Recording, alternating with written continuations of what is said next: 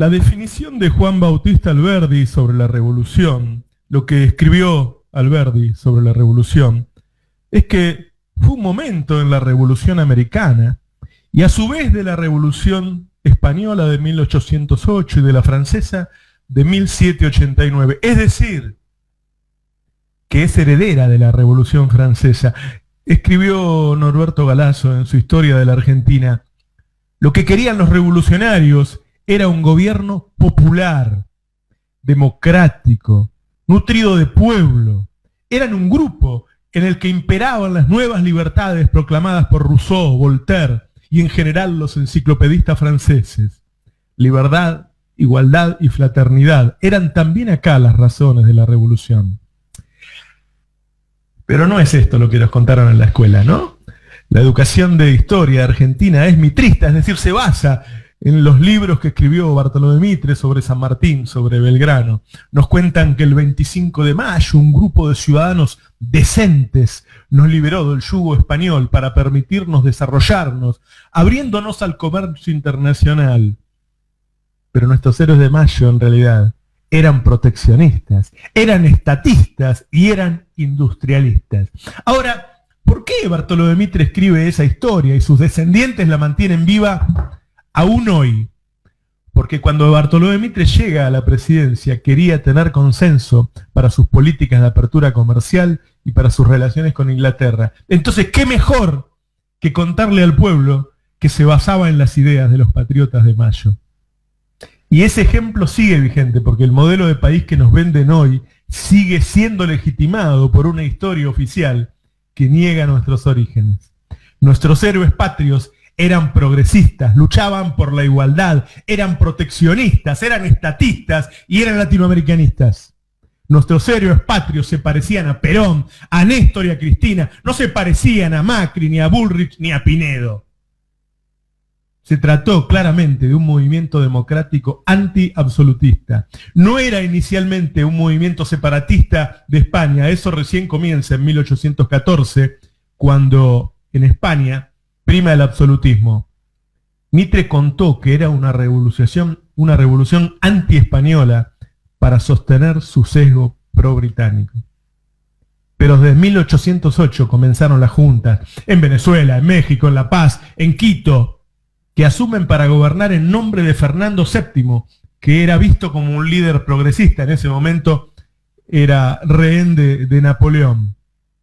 Esas juntas democráticas eran hechas a imagen y semejante de las juntas españolas. Cuando vos leés la jura de la primera junta, dicen: juro conservar íntegra esa parte de América a Fernando VII. French y Beruti repartían cintas, en realidad eran unas cintas que se ataban en el brazo, blancas y rojas, y las rojas era porque prometían sangre, y repartían estampitas de Fernando VII. No se estaban liberando de España, estaban siguiendo el modelo de la Revolución Española que siguió el modelo de la Revolución Francesa. Querían democracia, querían justicia. Los héroes de nuestra patria buscaban libertad e igualdad y buscaban la unidad latinoamericana. Por eso San Martín, viendo que su ejército era insuficiente para la tarea, le entrega a sus hombres a Bolívar para luchar en Perú. Lo que buscó el fundador del diario La Nación, Bartolomé Mitre, fue contar una historia que legitimara con los héroes de 1810 lo que él quería crear como héroes de 1862. Él contó, y vos estudiaste, que nuestros héroes de Mayo hicieron una revolución para separarse de España y avanzar hacia una apertura del comercio, como nos dicen hoy. Pero no era así. En realidad, la revolución era por la democracia y la igualdad, y trataba de crear una patria grande en Latinoamérica. Para legitimar su gobierno en 1862, Bartolomé Mitre escribe una historia a su imagen y semejante. Él era pro-británico y anti-latinoamericano. Era pro-libertad de comercio y pro-endeudamiento. Por eso levantó en la historia a quien nos endeudó primero, Bernardino Rivadavia. Los Mitre nos proponían como semicolonia británica antes y nos proponen como semicolonia norteamericana ahora. Lo que pasó el 25 de mayo no fue una lucha internacional, sino una lucha civil. De un lado estaban los de los blasones mobiliarios y el fanatismo religioso, defensores del orden, las jerarquías sociales, blancos, desdeñosos del indio, del mestizo y del negro, temerosos de las nuevas ideas igualitarias que venían de Francia. Y del otro lado, ¿quién estaba? Porque ¿sabés quiénes eran? Los apellidos de estos tipos, de los godos. ¿Sabés quiénes eran? Los que resistían la revolución eran los Álzaga, los Martínez de Hoz, los Ocampo, los Sáenz Valiente, los Pinedo. Y del otro lado estaba Mariano Moreno, Castelli, Belgrano, y los trabajadores, French, que era cartero, Beruti, que era empleado del Estado. Hablaban nuestros revolucionarios de que no deben existir diferencias de cuna entre los seres humanos y preconizaban los derechos del hombre. Belgrano decía que no debíamos exportar materias primas sin manufacturarse. Moreno se declaraba proteccionista. ¿Les contaron eso en la escuela?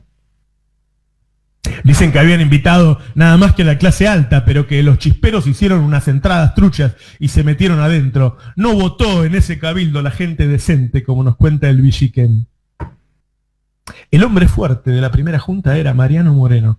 Vos sabés que nuestros héroes no eran moderados, ¿sí? Moreno toma la parte violenta de la Revolución Francesa y dice: póngase en circulación la sangre, y habla de cortar cabezas. Belgrano, sable en mano, amenazó con tirar al virrey por la ventana si no renunciaba. Y decían malas palabras también. Cuando hubo un movimiento contrarrevolucionario en Córdoba, Moreno manda a ejecutar a los contrarrevolucionarios y no se hace, no se cumple su orden. Entonces el tipo escribe: respetaron sus blasones cagándose en las órdenes de la Junta. Les enseñaron que nuestros héroes eran como Novarecio. No, nuestros héroes se cagaban a trompadas y te cagaban a puteadas. ¿Y por qué se hizo la revolución? Escuchen el plan de operaciones de Moreno. El 31 de agosto, Moreno presenta su plan de operaciones. Es el primer intento de reemplazar una burguesía inexistente, como ahora, por la acción del Estado. Bartolomé de Mitre, claro, jamás la incluyó en sus libros de historia. Algunas de las cosas del plan de operaciones de esa primera junta: se destinarán entre 200 y 300 millones de pesos del Estado a desarrollar fábricas, artes, ingenios, agricultura y navegación. Para conseguir el dinero, Moreno propuso apropiarse de 500 millones de pesos de los más acaudalados. ¿Les suena? Apropiarse de 500 millones de pesos de los más acaudalados. ¿Les suena? Hay un pibe Máximo que anda con un proyectito así. Dijo Moreno: es máxima aprobada que las fortunas agigantadas en pocos individuos no solo son perniciosas, sino que sirven de ruina a la sociedad civil, absorben el jugo del Estado y en nada remedian las necesidades de los infinitos miembros de la sociedad, demostrándose como una reunión de aguas estancadas que no ofrecen otras producciones sino para el terreno que ocupan. Pero si ese dinero corriera en todas las direcciones, bañando todas las partes, no habría un solo individuo que no las disfrutase.